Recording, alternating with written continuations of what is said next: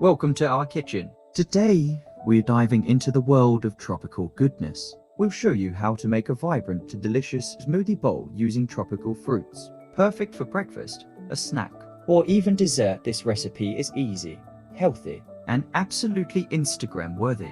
Step 1.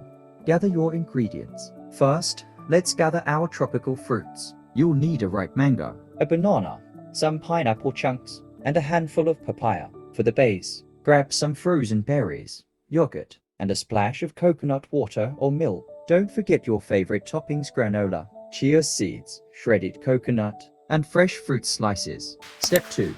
Blend it up. Now, add your frozen berries, tropical fruits, yogurt, and a splash of coconut water to the blender. Blend it all together until it's creamy and smooth. For a thicker texture, use less liquid. We're aiming for a consistency that's thick enough to hold your toppings. Step 3.